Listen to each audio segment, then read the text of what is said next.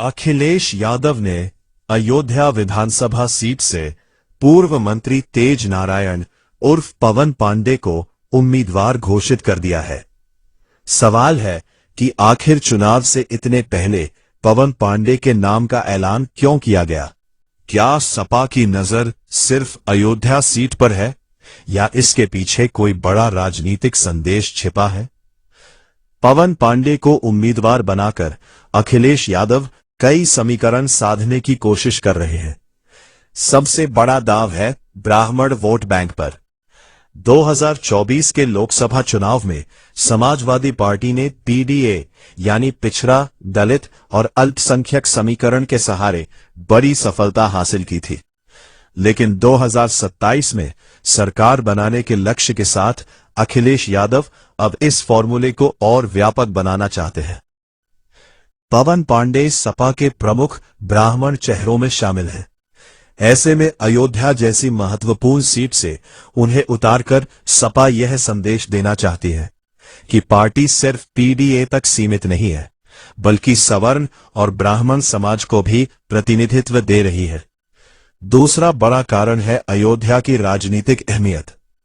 राम मंदिर आंदोलन के बाद से अयोध्या बीजेपी की राजनीति का सबसे मजबूत केंद्र रही है। लेकिन 2024 लोकसभा चुनाव में फैजाबाद यानी अयोध्या सीट पर समाजवादी पार्टी के अवधेश प्रसाद की जीत ने बीजेपी को बड़ा झटका दिया था।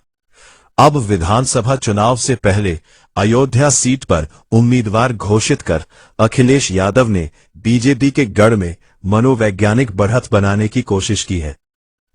पवन पांडे ने श्री राम जन्मभूमि तीर्थ क्षेत्र ट्रस्ट के चढ़ावे और दान से जुड़े मामलों, जमीन मुआवजे और स्थानीय प्रशासन के मुद्दों पर सरकार को घेरा है। इन मुद्दों के जरिए पवन पांडे खुद को अयोध्या की जनता की आवाज उठाने वाले नेता के तौर पर स्थापित करने की कोशिश करते रहे हैं। पवन पांडे का राजनीतिक इतिहास भी सपा के लिए बड़ा प्लस पॉइंट माना जा रहा है। 2012 के विधानसभा चुनाव में उन्होंने बीजेपी के दिग्गज नेता लल्लू सिंह को हराकर अयोध्या सीट पर जीत दर्ज की थी।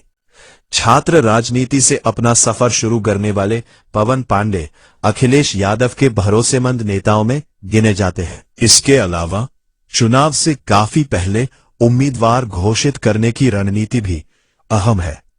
सपा चाहती है कि पवन पांडे को क्षेत्र में मजबूत जनसंपर्क, बूथ मैनेजमेंट और संगठन तैयार करने के लिए पर्याप्त समय मिले।